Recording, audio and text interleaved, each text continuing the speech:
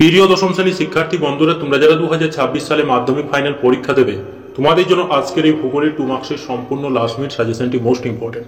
দেখো, তোমাদের জন্য আমরা আজকে যে প্রশ্নগুলো রেখেছি, কেবলমাত্র তোমরা যদি এই প্রশ্নগুলো অভ্যাস করো, তোমরা দেখবে এখান থেকে 100% হুবহু কমন পেয়ে যাবে। এর বাইরে থেকে তোমাদের অন্য কোনো প্রশ্ন অভ্যাস করতে হবে না। তোমরা এখান থেকে 100% হুবহু কমন পেয়ে যাবে। এর বাইরে থেকে তোমাদের একটি প্রশ্ন অভ্যাস করতে হবে না। তোমরা এখান থেকে হুবহু কমন পেয়ে যাবে। এর বাইরে থেকে তোমাদের একটি প্রশ্ন অভ্যাস করার প্রয়োজন নেই।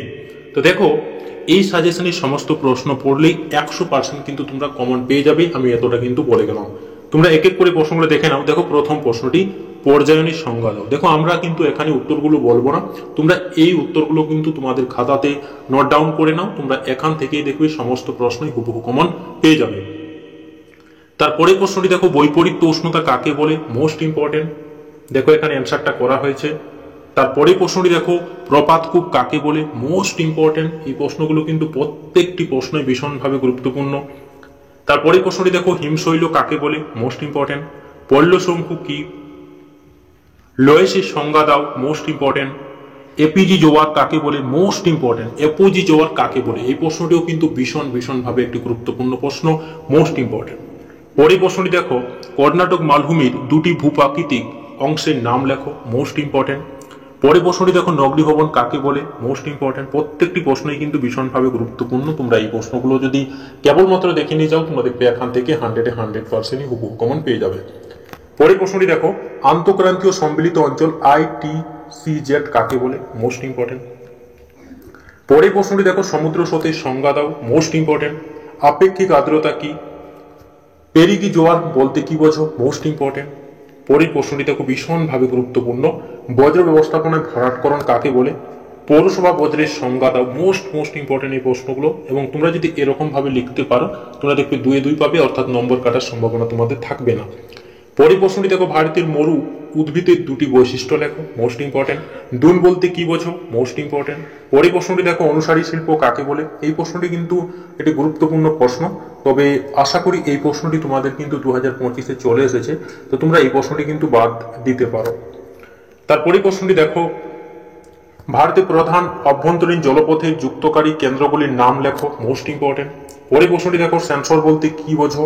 Most important. পরের প্রশ্নটি দেখো, ভূবৈচিত্র্য সূচক মানচিত্রের দুটি ব্যবহার লেখো। Most important. পরের প্রশ্নটি দেখো, প্রাদেশীয় হিমবাহ বলতে কি বোঝো? ভীষণভাবে গুরুত্বপূর্ণ। পরের প্রশ্নটি দেখো, তির্যক বালিয়াড়ির সংজ্ঞা দাও।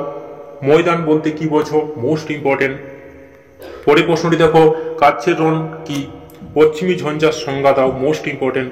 তারপরে প্রশ্নটি দেখো, কৃষি বন সৃজন বলতে কি বোঝো? Most important. এই প্রশ্নগুলো প্রত্যেকটি প্রশ্নই কিন্তু ভীষণভাবে গুরুত্বপূর্ণ। তারপরে প্রশ্নটি দেখো, ধাপ চাষের সংজ্ঞা দাও। বাণিজ্য ফসল কি? Most important. তারপরে প্রশ্নটি দেখো, ভীষণভাবে গুরুত্বপূর্ণ, বিশুদ্ধ কাঁচামাল বলতে কি বোঝো? Most important. উত্তর দক্ষিণ করিডোর কি? ভীষণভাবে গুরুত্বপূর্ণ। মিলেট জাতীয় শস্য বলতে কি বোঝো? ভগ্নাংশ সূচক স্কেলে RF স্কেলের ব্যবহার। Most important. এই প্রশ্নটি উল্লেখ করো। তারপরেই প্রশ্নটি দেখো, তেজস্ক্রিয় বজ্র বলতে কি বোঝো? মালদান অঞ্চল কোথায় অবস্থিত? Most important. ভারতের দুটি জলবিভাজিকা অঞ্চলের নাম লেখো। পাখির পায়ের মতো বদ্বীপ কিভাবে গঠিত হয়? মৌসুমী বিস্ফোরণের সংজ্ঞা দাও। ভীষণভাবে গুরুত্বপূর্ণ। চিনুক কি? বৃষ্টির ছায়া অঞ্চল বলতে কি বোঝো? Most important. তারপরে দেখো, জলবিভাজিকার সংজ্ঞা দাও। ভীষণভাবে গুরুত্বপূর্ণ। ইনসেল বার্চ কাকে বলে? ভীষণভাবে গুরুত্বপূর্ণ। নিরপেক্ষ আর্দ্রতা বলতে কি বোঝো? বজ্রের পুনর্বীকরণের সংজ্ঞা দাও। Most important. কম্পোস্টিং বলতে কি বোঝো? হিমপ্রাচীরের সংজ্ঞা দাও। ভীষণভাবে গুরুত্বপূর্ণ। ভারী ইঞ্জিনিয়ারিং শিল্পের সংজ্ঞা দাও। উপগ্রহ চিত্রের সংজ্ঞা দাও। তারপরে প্রশ্নটি দেখো, মিলিয়ন সিট বলতে কি বোঝো? দেখো, এই প্রশ্নটি ভীষণভাবে গুরুত্বপূর্ণ, মোস্ট ইম্পর্টেন্ট। তারপরে প্রশ্নগুলো দেখো অ্যান্সার করা নেই, তোমাদের যদি প্রয়োজন হয় তাহলে তোমরা নিশ্চয়ই কমেন্ট করে জানাবে। এই বাকি প্রশ্নগুলোর অ্যান্সারগুলো আমরা কিন্তু তোমাদের প্রোভাইড করে দেবো। এক এক করে এই প্রশ্নগুলো দেখে নাও। দেখো, এলবেডো কি? ওজন গহ্বর কি? শৈবাল সাগর কি? FCC কি? সমুদ্র তরঙ্গ কাকে বলে? মগ্নচড়ার গুরুত্ব কি? ইউট্রফিকেশন বলতে কি বোঝো? কারিওলা বলতে কি বোঝো? বারখান কাকে বলে? তথ্য প্রযুক্তি শিল্পের সংজ্ঞা দাও। ওয়াদি কাকে বলে? বন্দরে পশ্চাৎভূমি কাকে বলে? দূর সংবেদন বা রিমোট সেন্সিং কি? তরল বজ্র বলতে কি বোঝো? ল্যান্ডফিল্ড কাকে বলে? ভূবৈচিত্র্য সূচক মানচিত্রের দুটি গুরুত্ব লেখো। পুনঃরপ্তানি বন্দর কাকে বলে? সূর্য সমলহ উপগ্রহ বা সানসিনক্রোনাস স্যাটেলাইট বলতে কি বোঝো? পেট্রো রাসায়নিক শিল্পকেন্দ্রকে আধুনিক শিল্পদানে বলা হয় কেন? সবুজ বিপ্লব বলতে কি বোঝো? ম্যানগ্রোভ অরণ্যের দুটি বৈশিষ্ট্য হলো ঝুলন্ত উপত্যকা কাকে বলে, ই বজ্র কি, জাইদ শস্য কি, বার্গস্ক্রন্ড কি, দূর সংবেদন কি, সোনালী চতুর্ভুজ কাকে বলে, ট্রোপোপোজ কাকে বলে? পরের প্রশ্নটি দেখো ভীষণভাবে গুরুত্বপূর্ণ।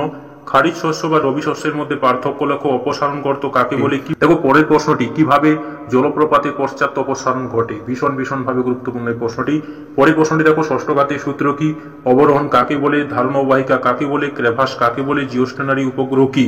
দুর্গাপুরকে ভারতের রুট বলা হয় কেন? পেডিমেন্ট বা বাজাদা কাকে বলে? দেখো এই প্রশ্নগুলো ভীষণভাবে গুরুত্বপূর্ণ। তোমরা যদি এই প্রশ্নগুলো অভ্যাস করো, তোমরা দেখবে এখান থেকে টেস্ট এবং ফাইনাল পরীক্ষাতে 100% হুবহু কমন পেয়ে যাবে। এর বাইরে থেকে তোমাদের অন্য কোনো প্রশ্ন অভ্যাস করার প্রয়োজন পড়বে না। ধন্যবাদ।